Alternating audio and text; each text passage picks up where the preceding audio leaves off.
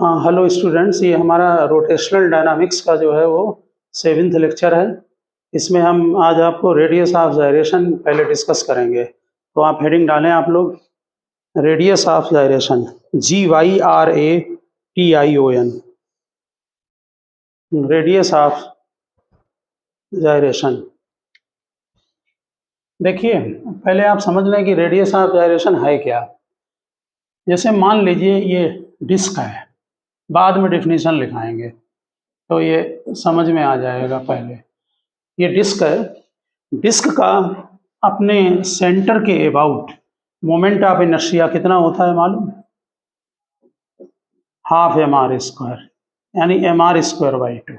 इसमें जो मास है डिस्क में वो यूनिफॉर्मली डिस्ट्रीब्यूटेड है पूरे में। ठीक, अगर हम ऐसा करें कि इस पूरे डिस्क की जगह जो डिस्क का मास m लिया गया है उसकी जगह एक यहाँ पर k डिस्टेंस पर एक पार्टिकल रख दें और पार्टिकल का मास m हो, डिस्टेंस k हो। ठीक, यानी डिस्क को हटा दें। ठीक, डिस्क को हटाने के बाद जितना डिस्क का मास है उसके इक्वल एक यहाँ पर उसी एक्सिस ऑफ रोटेशन के अबाउट हम k डिस्टेंस पर एक मास वहां पर पार्टिकल अटैच कर दें। ठीक, तो पार्टिकल का मोमेंट ऑफ इनर्शिया कितना होगा जरा बताना। तो पार्टिकल का मोमेंट ऑफ इनर्शिया mk² होगा, जो कि मोमेंट ऑफ इनर्शिया की बेसिक डिफिनेशन भी है। ठीक है ना, पार्टिकल का mr² पढ़ा था ना, तो r की जगह k लिख दिया। ठीक, अब इन दोनों को इक्वल कर दो, यानी कि mk² is equal to mr²/2, तो दोनों कैंसिल, k क्या आया r/√2। इसका मीनिंग ये हुआ कि अगर हम डिस्क की बजाय यहाँ पर एक पार्टिकल अटैच करते हैं सेंटर से, कितनी डिस्टेंस पर, r/√2 पर, तो उसका मोमेंट ऑफ इनर्शिया और डिस्क का मोमेंट ऑफ इनर्शिया सेम होगा। ठीक, हम ये डिस्टेंस k को रेडियस ऑफ जायरेशन बोलते हैं। बात समझ में आ गई? यानी किसी भी फार्मूले को mk² के इक्वल कर दो और जो k निकल कर आएगा वो सिंपली रेडियस ऑफ जायरेशन है। समझ गए ना? तो एग्जाम्पल डाल के आप नोट कर लें सबसे पहले, बाद में डिफिनीशन लिखेंगे। इसी तरह से एक रॉड का भी बता दो। ये रॉड है, इसका मास m है, लेंथ l है और इस एक्सिस के अबाउट ले रहे हैं। ठीक है, तो कितना होगा इसका moment of inertia? ml²/3। Centre पर ml²/12 है, कॉर्नर के अबाउट ml²/3 है।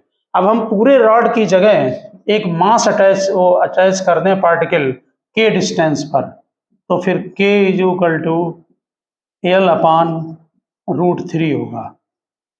ये जो k है वो रेडियस ऑफ वायरेशन है, आप नोट कर लें।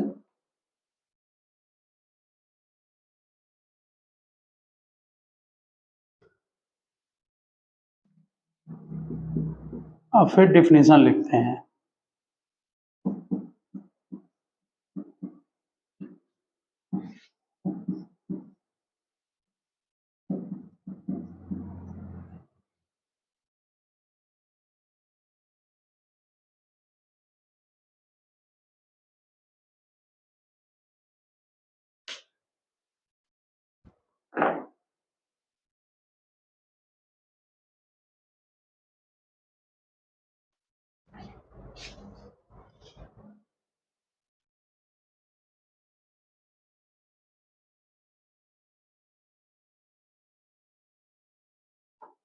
कोई भी फार्मूला हो, mk² के इक्वल करो, k आ जाएगा, k हो गया रेडियस ऑफ गायरेशन सिंपली। यानी कि कैलकुलेशन इसका निकालना बहुत आसान है और कोई स्पेशल यूज नहीं है रोटेशनल डायनामिक्स में। यूज मालूम काहे में होता है? यूज जनरली है कि जैसे कुछ फार्मूले हैं ऐसे आगे, वो भी 11th में इन्होंने नहीं रखे हैं। उन फार्मूलों में क्या करते हैं कि mk² के टर्म्स में आंसर निकालते हैं फार्मूला, वहाँ उन्होंने इनका यूज कर रखा है। समझे ना, कोई विशेष वो नहीं है यूज होता है। तो अब आप हेडिंग डालें, हेडिंग डाली रखी है, नीचे लिखा है जरा, लिखिए the radius of gyration, the radius of gyration of a body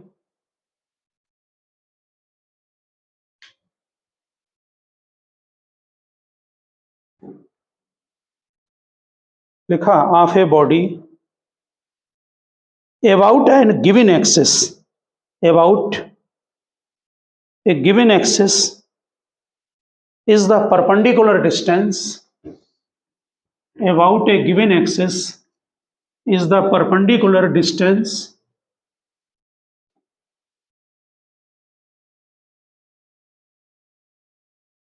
of a point from the axis, perpendicular distance of a point from the axis where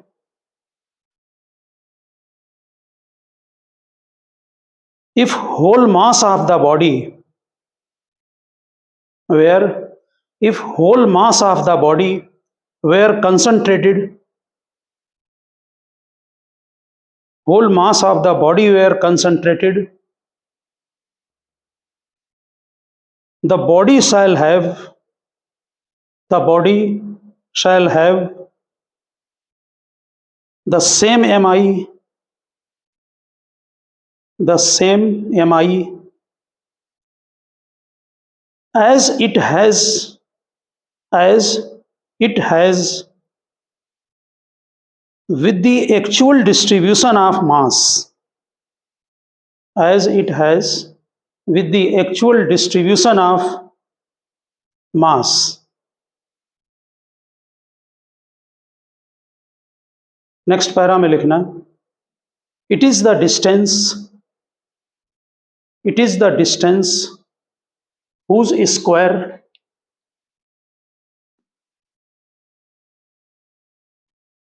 it is the distance whose square is multiplied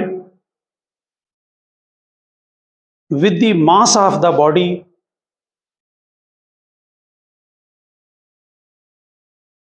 gives the mi of the body, gives the mi of body about the given axis, mi of body about the given axis. बिल्कुल simple definition हो गई, it is the distance whose square is multiplied with the mass of the body gives the MI of the body about the given axis. और representation के से करते हैं तो I is equal to M K square, समझ गया ना, के का स्क्वायर करो, मास मल्टीप्लाई करो तो मोमेंट ऑफ इनर्शिया निकल आएगा।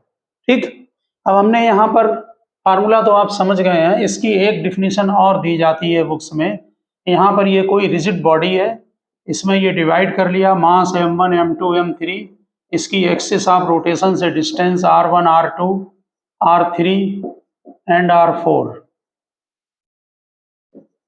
ये ले लिया, ये एक्सिस ऑफ रोटेशन ले लिया।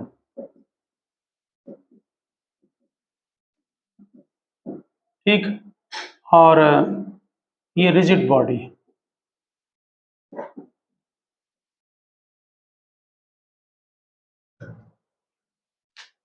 इसमें जो मास है हमारा, आपने जो मास अगर बनाया ना हो तो इसमें मास को हम इक्वली डिवाइड कर दें, अलग अलग मास ना लेकर इक्वल डिवाइड कर लें मास को, बॉडी को।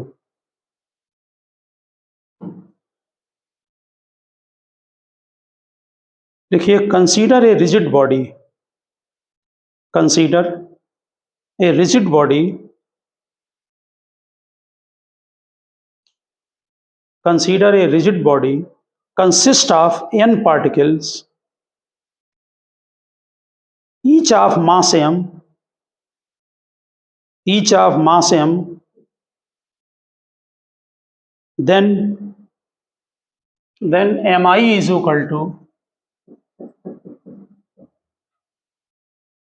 m r1 square, m common ले रहे हैं, r2 square dot dot rn square. ठीक, इनकी डिस्टेंस r1 r2 r3 और पार्टिकल में इसको डिवाइड कर लिया, मास को कॉमन ले लिया हमने। ठीक है, अब इसमें ऐसा करें कि स्मॉल n इसमें मल्टीप्लाई कर दें। स्मॉल n क्या है, नंबर ऑफ पार्टिकल्स हैं। ठीक है, और स्मॉल n को डिवाइड कर दें। स्मॉल n इंटू m क्या होगा, टोटल मास। ठीक, अगर टोटल मास कैपिटल M ले लें, एक पार्टिकल का मास स्मॉल n है, उसमें स्मॉल n मल्टीप्लाई कर दो तो ये टोटल मास बन गया। MI is equal to, note कर लें वहाँ पर, R1 square R2 square RN square divided by M।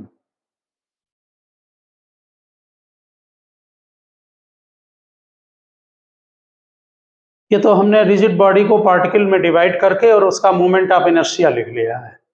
ठीक है, लिखिए नीचे,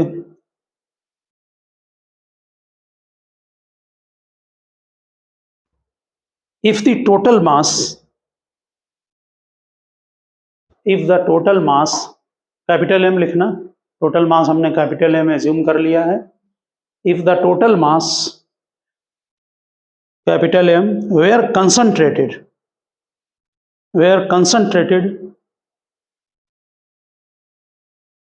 at point P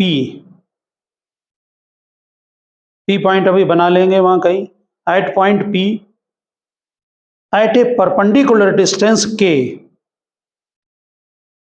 at point P at a perpendicular distance K from axis of rotation, then ये हमने सब पूरा मास कंसंट्रेट कर दिया K डिस्टेंस पर। एक P पॉइंट ले लिया, सारी बॉडी को हटाकर उसकी जगह एक पार्टिकल अटैच कर दिया, उसका मास M है। आपने लिखा है कि if the total mass M were concentrated at point P at a perpendicular distance K from the axis of rotation, then its MI कितना होगा? MI तब MI होगा MK स्क्वायर। ठीक है, बिल्कुल समझ गए होंगे। अभी दोनों को इक्वल कर देंगे, ठीक है ना, ये इक्वेशन और दोनों इक्वेशन को इक्वल कर दो। K रेडियस ऑफ वायरेशन होगा, तो डाल दे चाहे इक्वेशन 1, इसे इक्वेशन 2 और दोनों इक्वल कर दें। इक्वेशन नंबर 1 को इक्वेशन, तो मास कैंसिल हो गया, K इज इक्वल टू आ गया रूट, आप इक्वल करके चाहे लिख देना, R1 square R2 square RN square divided by N। ध्यान रहे कि कभी किसी न्यूमेरिकल में R1 R2 और RN देकर, फार्मूला इसलिए कराया है कि नंबर ऑफ पार्टिकल देकर और आपसे रेडियस ऑफ वायरेशन इसमें निकलवा सकते हैं।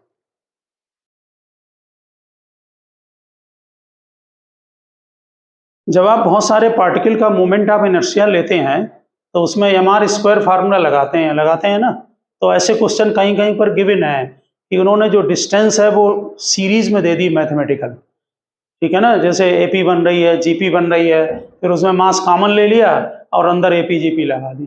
ठीक है, ध्यान रखना मैथ में जो सीरीज होती हैं उनमें आप लोग जो है वो साइन कॉस लॉगरिथमिक सीरीज और एक्सपोनेंशियल सीरीज का एक्सपेंशन और AP GP तो मालूम ही होती हैं, वो भी लर्न रखना बहुत, ठीक है ना, वो फिजिक्स में काम आती हैं कहीं कहीं पर। तो आप इससे समझ गए, एक अलग डिफिनेशन बन गई रेडियस ऑफ वायरेशन की। क्या है, नोट करें नीचे, देखिए, radius of gyration of a body, radius of gyration of a body at a given axis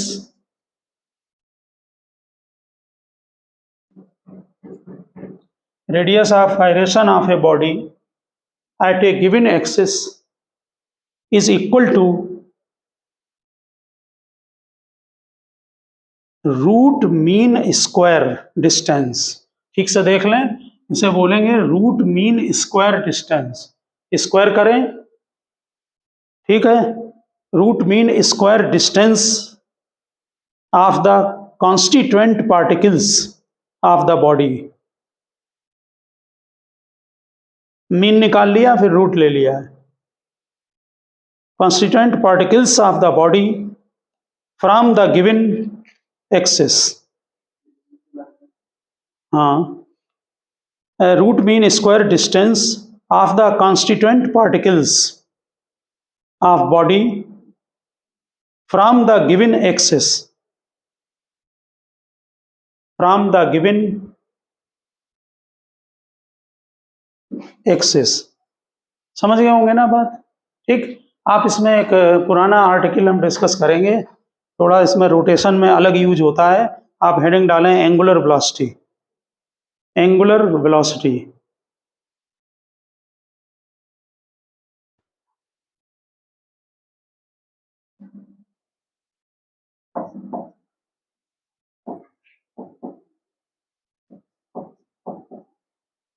heading डालें पहले उसमें, देखिए एंगुलर वेलोसिटी आपको मालूम है ओमेगा से रिप्रेजेंट करते हैं, सर्कुलर मोशन में आपने पढ़ रखा है उसको, ठीक है। जिन लोगों ने नहीं पढ़ा है वहाँ सर्कुलर मोशन से पहले चेक करें। आप हेडिंग डालें एंगुलर वेलोसिटी ओमेगा से रिप्रेजेंट करेंगे। Angular velocity of particle about a fix point, angular velocity of particle about a fix point,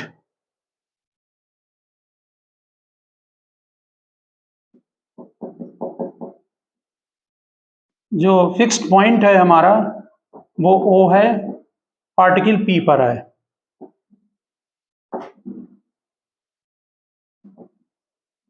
particle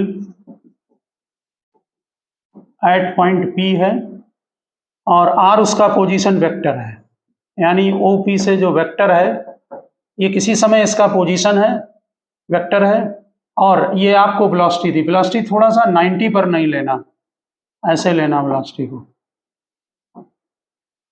अगर ये एंगल थीटा है तो ये भी थीटा होगा, ठीक है। पार्टिकल P जरूरी नहीं परपेंडिकुलर हो वेलोसिटी। P जो है वो इनिशियल पोजीशन है पार्टिकल की at that time, V velocity है पार्टिकल की,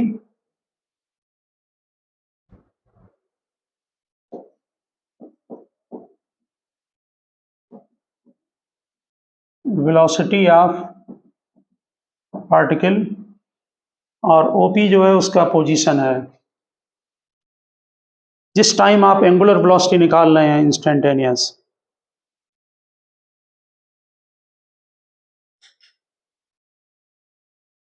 तो जो वेलोसिटी है आपकी उसको हम रिजॉल्व कर रहे हैं अलोंग पहले OP, velocity resolve along OP। कितना होगा वेलोसिटी रिजॉल्व करेंगे अलोंग OP के?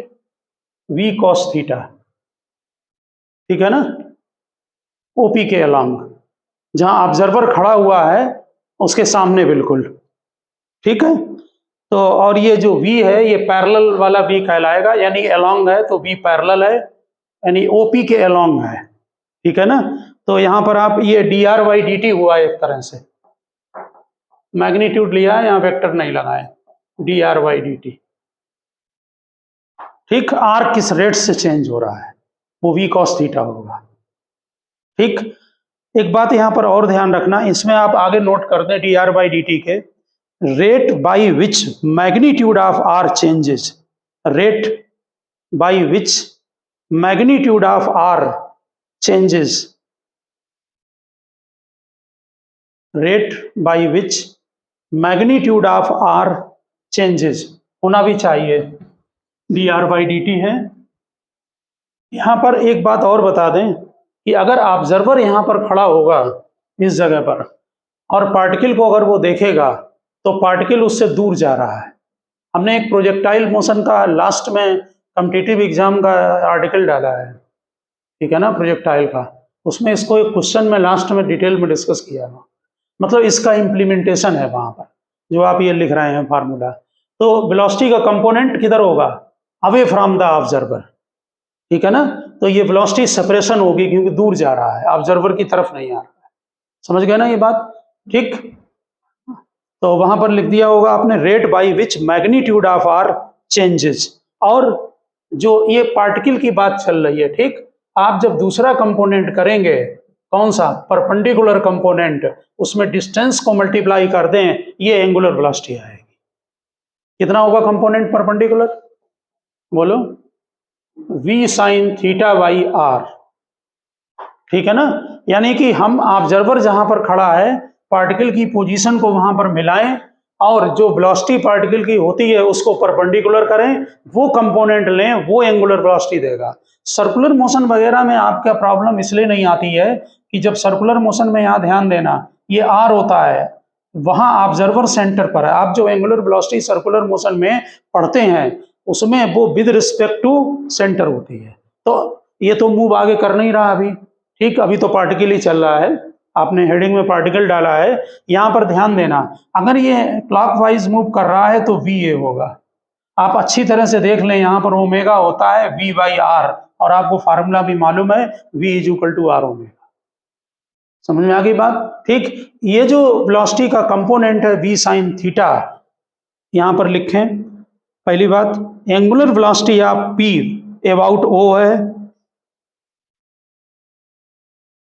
Angular velocity of P about O, ये जो निकाला है आपने angular velocity of P about O, इसी में लिखा है equal to rate by which R rotates, rate by which R rotates, rate by which R rotates, यानी इसमें आर इंक्रीज और डिक्रीज होगा कौन से कंपोनेंट से, वी कॉस थीटा, और वी साइन थीटा से आर रोटेट कर रहा है, ठीक। ये समझ में आ गया होगा कि एंगुलर वेलोसिटी में परपेंडिकुलर कंपोनेंट लिया जाता है, ओके। अब इसी में जरा आप जो आपने पॉइंट लिखा है ये वाला एंगुलर वेलोसिटी वाला, इसमें 2 पॉइंट नोट करें ए और बी डालकर। पहला पॉइंट ए लिखें, if theta acute less than 90, if theta less than 90 then cos theta positive. क्या होगा अगर लेस देन 90 होगा, डायग्राम देखकर बताएं। तो पार्टिकल पी की जो डिस्टेंस है वो क्या होगी, इंक्रीज हो रही है, अवे फ्रॉम ऑब्जर्वर जा रहा है। समझ में आ गई बात, अगर एक्यूट है वो थीटा, ठीक। लिखिए उसी में cos theta positive, distance of P from O is increasing, distance of P from O is increasing,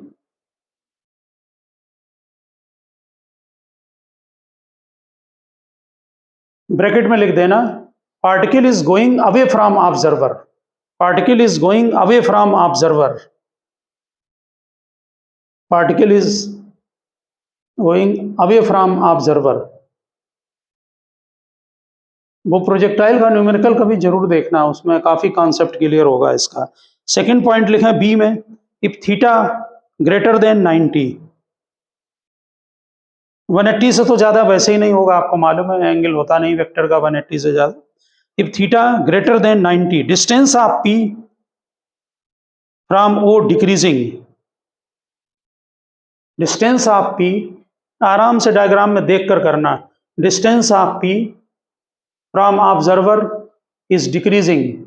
इसका मतलब पार्टिकल किधर आ रहा है, particle is going towards the observer, ठीक है। लिख दो ब्रैकेट में, particle is going towards the observer.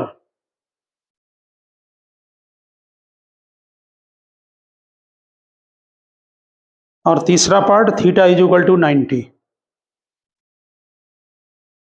अगर थीटा 90 होगा तो क्या होगा, तो उसकी पोजीशन ऑलवेज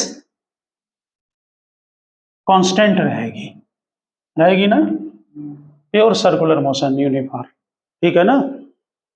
यूनिफॉर्म हो या नॉन यूनिफॉर्म हो, लिखिए theta 90, distance of P is constant, distance of P constant as in circular motion, as in circular motion theta always 90 degree.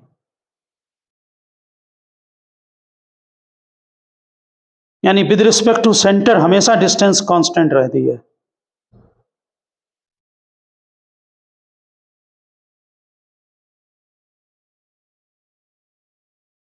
ठीक है ना। हाँ, एक बात और याद रखना, हम सर्कुलर मोशन में जो थीटा 90 ले रहे हैं उसमें ऑब्जर्वर सेंटर पर है। अगर ऑब्जर्वर कहीं और होगा तो फिर थीटा कहीं इंक्रीज होगा, कहीं डिक्रीज होगा। बात समझ में आ रही ना, तब नहीं होगा। आप जैसे मान लीजिए सर्कुलर मोशन के केस में हमने उसको सर्कुलर में भी थोड़ा सा कराया है इसको, कि जैसे ऑब्जर्वर अगर यहाँ पर है और पार्टिकल यहाँ है, जरा देखें, मान लीजिए ऑब्जर्वर यहाँ पर है और इस जगह पर पार्टिकल है, चलो इसको एंटी क्लॉक ले रहे हैं, तो ये वेलोसिटी हुआ ना, सेंटर से 90 होगा, यहाँ से 90 नहीं होगा। यहाँ जरा मिलाएं, ये देखिए ऑब्जर्वर यहाँ पहुंच गया पी पर, अब वेलोसिटी का कंपोनेंट इधर, अब इसका थीटा ग्रेटर देन 90 है क्योंकि आर का वेक्टर ये होगा ना, इसको बाहर निकालना पड़ेगा, समझ रहे ना बात, ये तब कंपोनेंट लिया जाएगा, ठीक है ना, क्योंकि उसको टेल टू हेड या हेड टू टेल अटैच होगा, ठीक है ना, तो यहाँ पर नहीं होगा कांस्टेंट, हमेशा 90 नहीं होगा अगर ऑब्जर्वर किसी और पॉइंट पर है, तो वहां पर नीचे नोट कर दें, distance constant with centre, distance constant with centre, but for other point, but for other point cos theta may be positive or negative, but for other point cos theta may be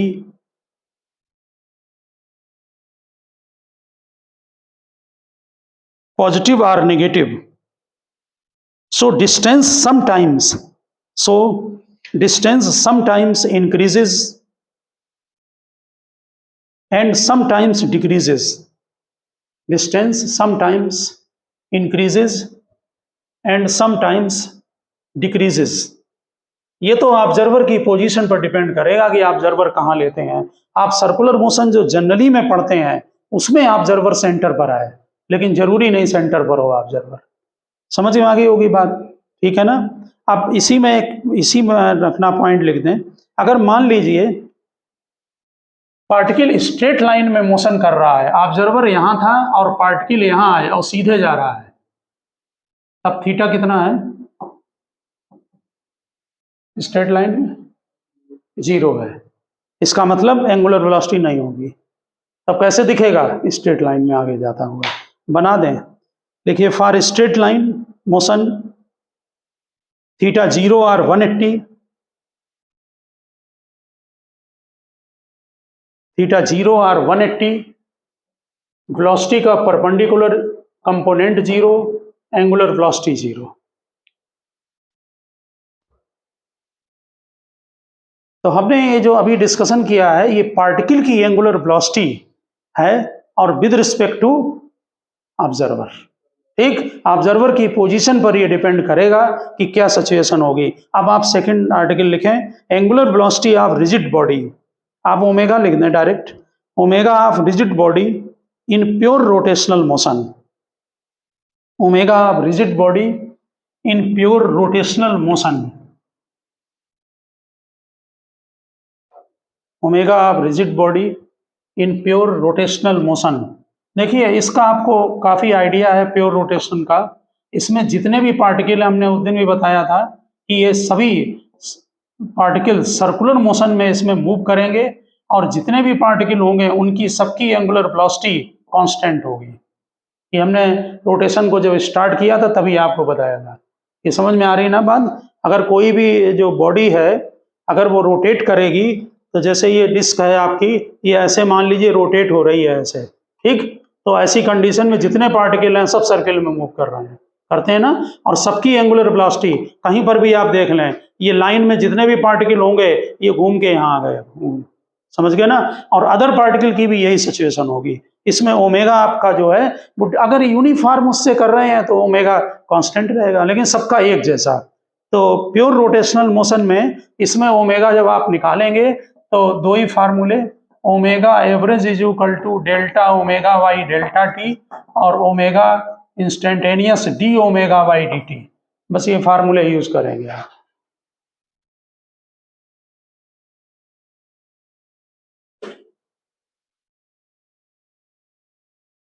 ये तो आप भी समझ रहे होंगे कि rotation में जो अगर बॉडी होगी प्योर रोटेशन में तो या तो कांस्टेंट ओमेगा से घूम रही होगी, ठीक, और आप बार बार अगर टार्क लगाएंगे तो फिर इंक्रीज और डिक्रीज होगी। भाई कोई चीज अगर रोटेट हो रही है तो ये भी तो हो सकता है कि ये कांस्टेंट ओमेगा से घूम रही हो, और बार बार आप टार्क लगाएं, जैसे साइकिल होती है आप उसको एक स्पीड से घूमने दें तो ओमेगा सबका कांस्टेंट रहेगा, और बार बार अगर टेंजेंशियल फोर्स लगाएंगे तो स्पीड बढ़ने लगेगी, बढ़ेगी तो फिर ओमेगा इंक्रीज होगा। या मान लीजिए साइकिल में ब्रेक लगा दिया तो फिर क्या होगा, ओमेगा धीरे धीरे डिक्रीज होने लगेगा। समझ में आ गई ना बात। अब तीसरी हेडिंग डालें, angular velocity of rigid body in rotational and translational motion, angular velocity of rigid body, हाँ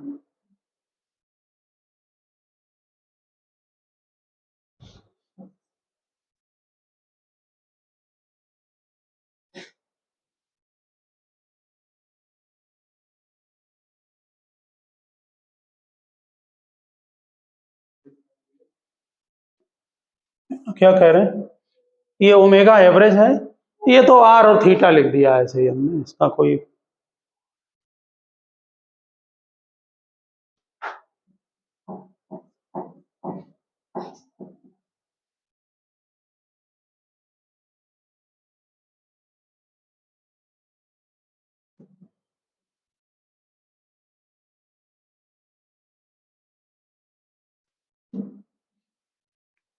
हाँ हेडिंग डालो।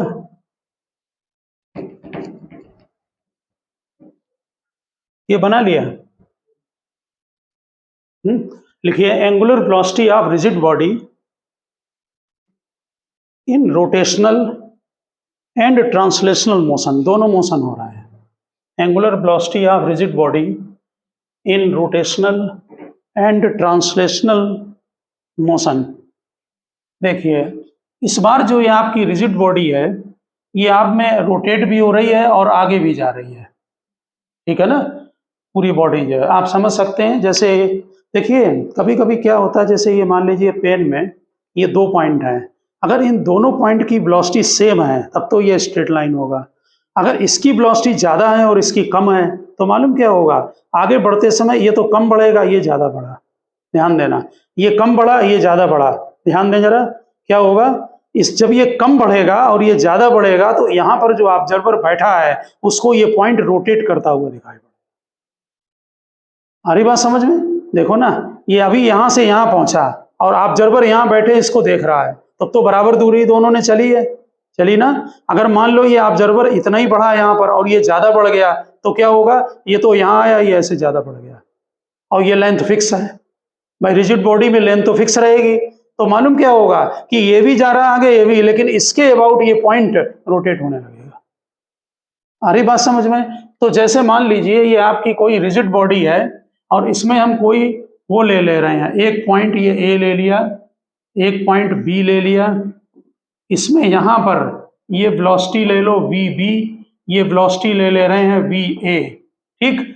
ये एंगल अल्फा और ये एंगल बीटा, बनाओ जरा डायग्राम। ये आगे भी जा रहे हैं। अब देखो हमने बॉडी पर 2 पार्टिकल ले लिए हैं, ए और बी। ए की वेलोसिटी वी ए है और बी की वेलोसिटी वी बी है। अब दोनों मोशन में है, यानी ऑब्जर्वर जहां बैठा है, ऑब्जर्वर बैठने का मतलब है जिसके रिस्पेक्टिव निकाल रहे हो वहां पर भी, ठीक है ना, वो भी वेलोसिटी में है। तो ए बी के अलोंग वेलोसिटी का कंपोनेंट चेंज नहीं होगा। पहली बात, ये आपने पहले भी यूज किया है इसको, वेलोसिटी अलोंग ए बी के अलोंग वेलोसिटी का कंपोनेंट चेंज नहीं होगा। क्या होगा, V B cos alpha is equal to V A cos beta. देख लो, चेक कर लो, ये कंपोनेंट फिक्स रहेगा। थोड़ा हमने इसे सर्कुलर में भी कराया है। और अब एंगुलर वेलोसिटी, एंगुलर वेलोसिटी में परपेंडिकुलर कंपोनेंट, इसमें पैरेलल और इसमें परपेंडिकुलर कंपोनेंट। तो V B sine alpha minus V A sine beta divided by length, दोनों के बीच में एल या आर ले लें, ये लेंथ एल ले ली। ये जनरलाइज्ड फार्मूला है एंगुलर वेलोसिटी का, जबकि दोनों पार्टिकल मोशन में होंगे। वी ए कॉस अल्फा, यहां पर V B sine alpha minus V A sine beta, देख लो परपेंडिकुलर कंपोनेंट लिया है, ठीक। यहां पर किसके रिस्पेक्टिव निकाला, ए के कि बी के? अरे जिसको माइनस किया है उसके रिस्पेक्टिव, ए के रिस्पेक्टिव, समझ गए? ऑब्जर्वर कहां है, ए पर है, यानी कि velocity of particle B with respect to A. ये इस तरह से है कि जैसे ये कॉपी है, ये देखो रोटेट भी हो रही है और आगे भी जा रही है, समझ में आ गई? तो अंदर किसी भी पॉइंट की angular velocity with respect to other point, ध्यान दें, किसी भी पॉइंट की velocity with respect to other point, ठीक। और ये डिस्टेंस मल्टीप्लाई कर दो जो इनकी वो होगी, ठीक। अब यहां पर जरा इसको नोट करके, ये नोट करें डायग्राम और जरा देखें एग्जाम्पल एक।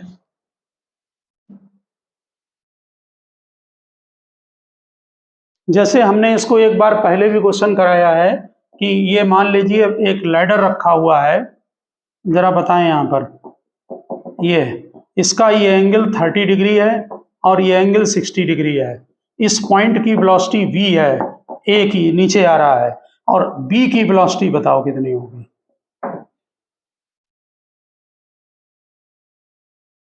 बनाओ रॉड जरा। a की वेलोसिटी है ऊपर 30 नीचे 60। इसमें रॉड में आगे भी जा रहा है और रोटेट भी हो रहा है, ट्रांसलेटरी मोशन भी है और रोटेशनल भी है, ट्रांसलेशनल और रोटेशनल दोनों है। इसको अच्छी तरह से क्वेश्चन ध्यान रखना, हर उसके कॉम्पिटिटिव के लिए हर जगह छोटा सा क्वेश्चन होता है।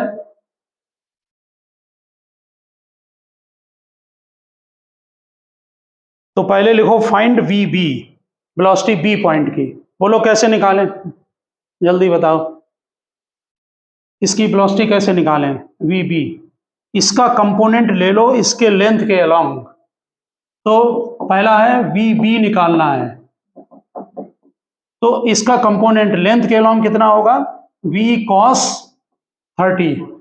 समझ में आई बात। इसका कंपोनेंट देखिए, इसका भी कंपोनेंट लेंथ के अलोंग वी बी का, ये ठीक कितना होगा, इसके ये भी एंगल 60 तो ये भी 60 होगा, तो इसके अलोंग कंपोनेंट कितना हुआ, वी बी cos 60।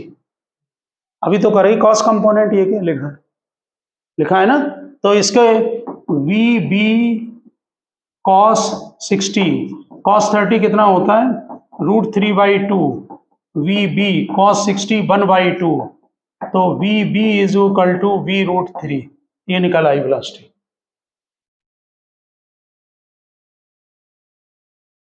अब निकालो, लिखो find angular velocity of rod.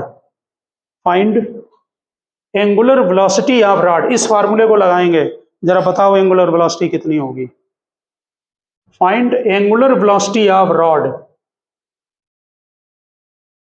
ठीक। इसको विद रिस्पेक्ट टू बी निकालना है। जरा बोलो ए का कंपोनेंट कौन सा लें। इसमें कॉस कंपोनेंट होगा, दूसरे वाले में साइन कंपोनेंट। बोलो जरा क्या लें, v sin 30। हाँ, और बताओ माइनस दूसरा कंपोनेंट v√3 sin 60, ठीक। लेकिन एक बात याद रखना, इसका जो कंपोनेंट होगा परपेंडिकुलर, ध्यान दें जरा डायग्राम में समझने, इसका कंपोनेंट परपेंडिकुलर इधर होगा ना, और इसका कंपोनेंट किधर होगा, अपोजिट। ये बहुत कॉमन मिस्टेक है, ये अपोजिट है, इसलिए माइनस का साइन लगेगा। हाँ, बीच में प्लस हो जाएगा। आपने जो वहां लगाया था उसमें दोनों एक ही साइड को थे, सभी फार्मूले वेक्टर में चलते हैं। आ रही बात समझ में, ये अपोजिट है, ये इस तरफ है, ये इधर होगा, तो इसलिए v sin 60 माइनस, फिर माइनस लगाए v√3 और साइन 60, v sin 30 माइनस फिर v√3 sin 60। समझ में आ गई बात। और फिर लेंथ l दी हुई है रॉड की, लेंथ l डिवाइड कर दें, तो ये आ रहा है आपका 2b/l। हम जो एंगुलर वेलोसिटी आपको पार्टिकल की, प्योर रोटेशन और रोटेशन प्लस ट्रांसलेशनल, बात समझ में आ रही। इसमें आपको मोशन में रोटेशन भी हो जब ट्रांसलेशनल भी हो, हर जगह एंगुलर वेलोसिटी में पहले क्वेश्चन में आप चेकिंग करेंगे कि वो किसके रिस्पेक्टिव निकाला गया है। ठीक है, समझ में आ रही बात। जैसे मान लो एक ये रॉड है, इसकी वेलोसिटी v है और इस पॉइंट की वेलोसिटी एट इंस्टेंट 3v है, लेंथ l है, तो एंगुलर वेलोसिटी कितनी होगी।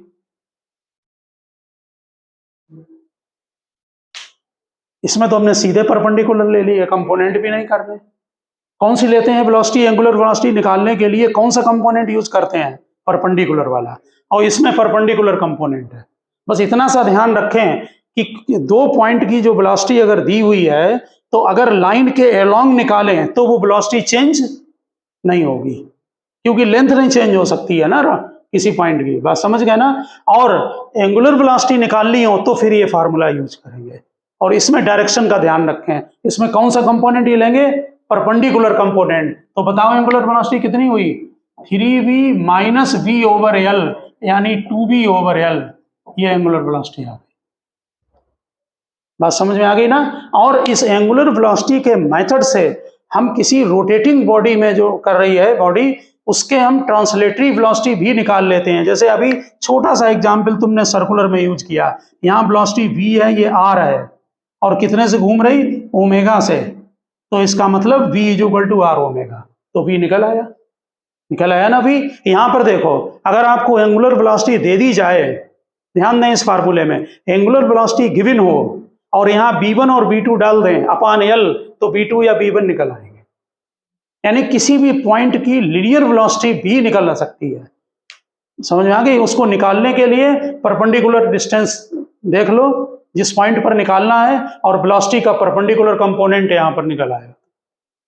हरी बात समझ में। तो ये ध्यान रखना कॉन्सेप्ट एंगुलर वेलोसिटी का। तो हमने आज आपको रेडियस ऑफ वाइब्रेशन तो कराई ही है, साथ ही एंगुलर वेलोसिटी को डिटेल में पार्टिकल के लिए, प्योर रोटेशन के लिए, plus pure rotation and translational motion, दोनों के लिए हमने उसको यूज करना सिखाया आपको।